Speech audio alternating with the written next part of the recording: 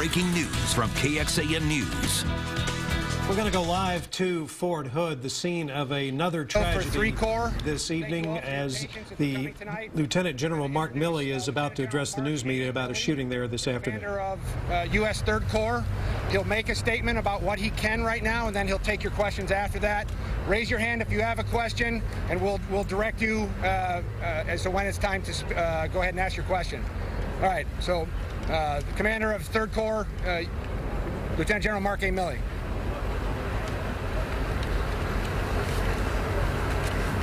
Hey, good evening. I'd like to start off first with condolences to the killed and wounded soldiers here at Fort Hood from an incident this afternoon at approximately 1604 p.m. Today, a soldier assigned to 13th Sustainment Command Expeditionary fired shots at individuals within the unit areas here, within the 1st Medical Brigade area and the 49th Transportation Battalion area. Post immediately went into lockdown, and we have now lifted the lockdown as of about 30 or 45 minutes ago. Within 15 minutes, first responders from the military police and the emergency services responded to the scene, engaged the shooter, and the shooter is dead from a self-inflicted gunshot wound. In regard to the investigation, at this time, there is no indication that this incident is related to terrorism, although we are not ruling anything out, and the investigation continues. An investigation by various law enforcement officers at federal level from ATF and FBI, at the state level from the Texas Rangers, the Texas State Police, along with local law enforcement of KPD and Harker Heights, along with Army CID and Army Military Police. We have confirmed that there are 3 victims who were killed, and then the shooter was killed. And there are 16 injured being treated at Scott and White and here at Darnell. Our thoughts and prayers go out to each of those injured and their families, and the killed and their families. Our focus now is to focus on the families of the injured and focus on the families of the killed, and ensure that they have the best care and counseling available. And I do ask the Fort Hood community or anyone in the local community, if they have any information relating to this incident, to please contact either the FBI or the Fort Hood Department of Emergency Services.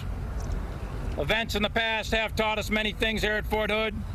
We know the community is strong, we know the community is resilient, and we know the soldiers and the civilians and the families of this fort who have served so bravely in combat over the last 13 years in both Iraq and Afghanistan are strong, and we will get through this.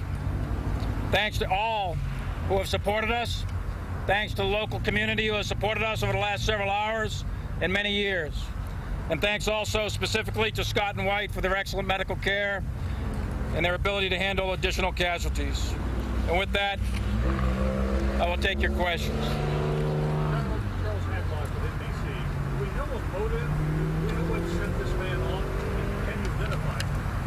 Well, we do not know a motive. We do know that this soldier had behavioral health and mental health issues and was being treated for that.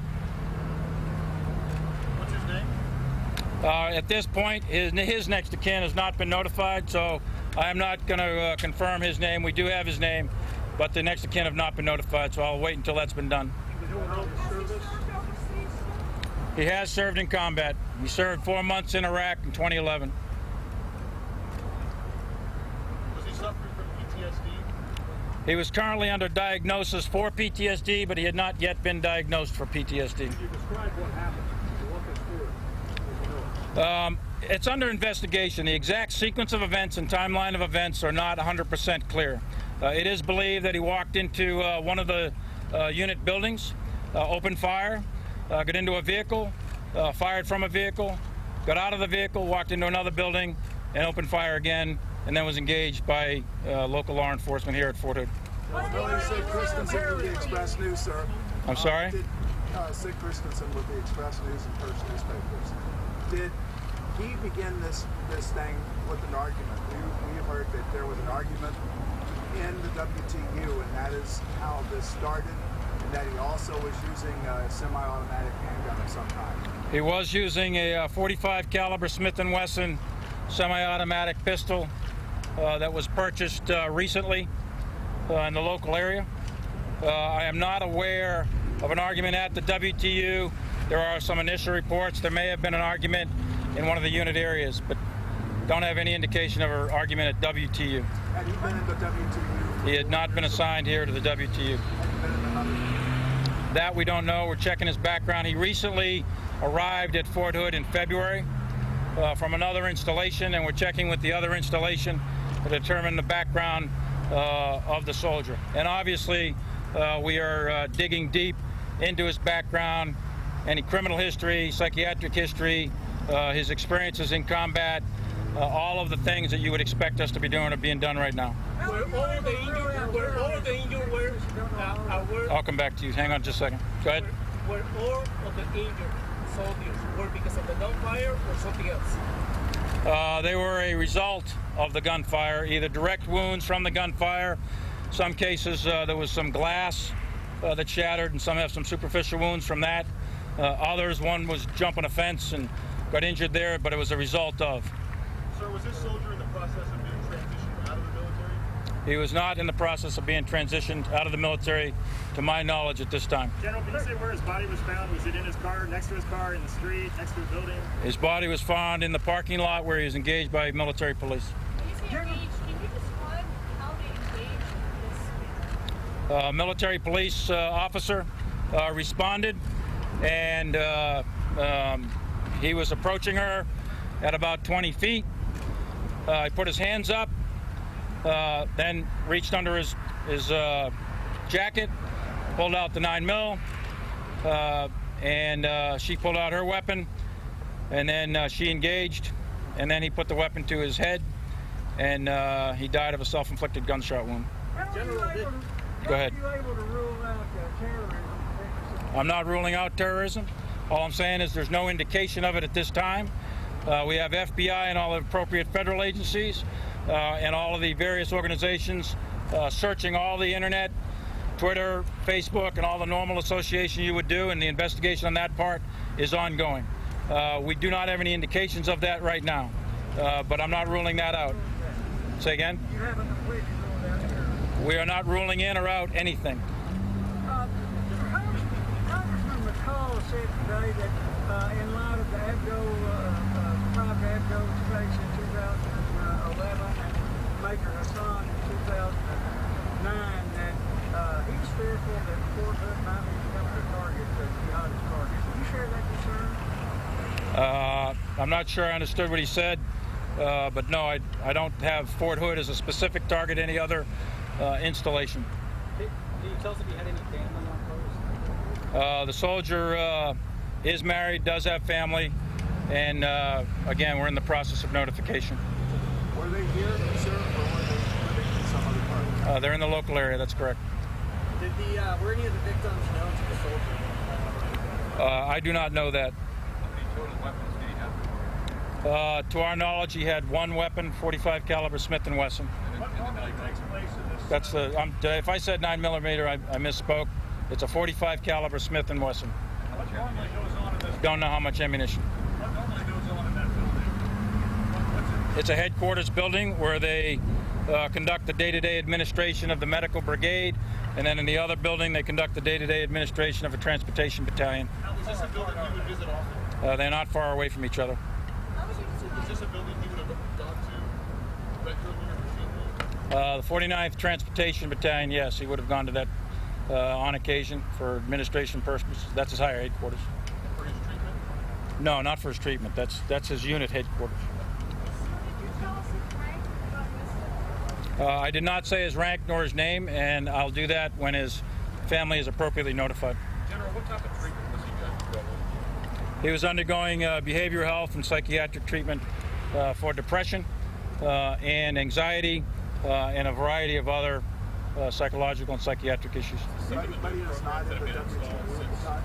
He was not assigned to the WTU at the time. General, the female officer who engaged him, how would you describe what she It was clearly heroic, what she did at that moment in time, and she did her job, and she did exactly what we would expect of a United States Army military police. Did you say he was under a diagnosis? He was not diagnosed as of today with PTSD. He was undergoing a diagnosis process to determine if he had PTSD. That is a lengthy process to be confirmed with PTSD. There are reports, I don't know if he was diagnosed in the clinical sense. There are reports that he self-reported a traumatic brain injury previously, coming back from the Iraq tour. Any sort of medications? He was on medications, that's correct. Like SSRIs or antidepressants, something of that nature? Yes, he was. He was not a wounded warrior. He was not wounded in action to our records. No Purple Heart, not wounded in action in that regard. So you said he came from another installation in February. Can you tell us which one that is? At this time, I'd prefer not. I mean, I got folks calling that installation, talking to their chain of command in order to determine all the background information of the soldier. What states, sir? I'm sorry? What states? What state? States where the other installation was? It's here in Texas. Okay, a couple more questions. Yes, ma'am. All of the wounded and killed were military. Sir, what can you tell us about the protocol as far as carrying the type of weapon that the soldier has and other soldiers that are allowed on base? What can you tell us about security matters? If you have a weapon and you're on base, it's supposed to be registered on base. This weapon was not registered on base. General, what was your reaction the first thing that went through your mind when you heard there had been another shooting at Fort Hood? Immediate reaction was casualties. What kind of casualties, and do we have one or more shooters, and are those shooters secure, and to provide the protection for the local community. Was the FBI already on the scene? The alert that they gave out Monday regarding the possible accident? We have a local FBI liaison officer, but no, large FBI, assets were not here. They are actually inbound to help with the investigation. But no, there's local FBI available to us. General, after 2009, a lot of programs were placed in to help soldiers that were dealing with issues coming back from service. In light of what's happened today, are you concerned that those programs have gaps in them?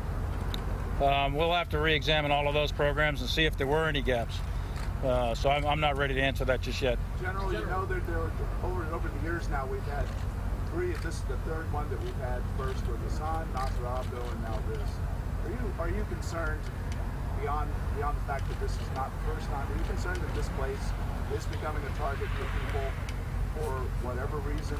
I mean, would your reaction have been when this began? Not again here. My reaction was not again here. My reaction was to immediately make sure we had a read on the casualties, immediately secure the site, and immediately look for one or more shooters, and to secure the installation. I wasn't thinking about not again or any of that. What do you think now? Right now, my concern is with the families of those that are injured and those that were killed. General, can you talk about the response session about soldiers being allowed to carry a concealed weapon for self-defense? What are your thoughts on soldiers carrying concealed weapons on base? You're not allowed to carry concealed weapons on base. No, I don't think soldiers should have concealed weapons on base. We have law enforcement agents. We're trained professionals, and I don't endorse carrying concealed weapons on base. It was within minutes. Exact time, probably 10 to 15, maybe, max.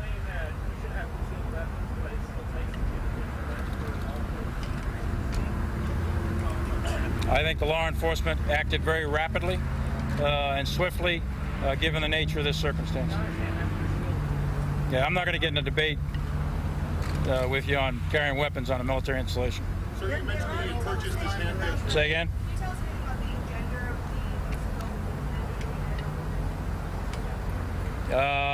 the No, I don't have the specifics, and I'd rather not go into that. The shooter was a male, and the officer that engaged the shooter was a female. But the other injured, no, I don't. Say again? Probably about 15 minutes, 20 minutes, but we don't have an exact timeline. General, in light of the fact that this is the third incident. Yeah, let me go to someone else. Sir, Anyone else? Go ahead. yeah, can you talk a little bit about how the changes made to security procedures and safety procedures in the wake of the Hassan shooting informed your response to today? Well, I think the response from the law enforcement and the medical folks displayed clear lessons learned from the previous case, and I think that it was obvious that the response was swift and it was appropriate, both from a law enforcement perspective and from a medical perspective. Last question. Sir, you mentioned that the suspect had bought the weapon a couple days before. How much indication do you have about premeditation here? Was there anything tied to the timing of it? Was there something going on at this building? I do not know, and that'll be part of the investigation. Don't know any idea about the premeditation. General, I do want to follow up with a question. Last question. Go ahead. Considering that he did have a weapon that was not registered, he carried it on base. Are you considering changing the protocol or practices of how you can check the vehicle as it's approaching base, considering this just happened? I will be reviewing all of those procedures. That's correct. So thank you very much. I appreciate it. Also appreciate your support.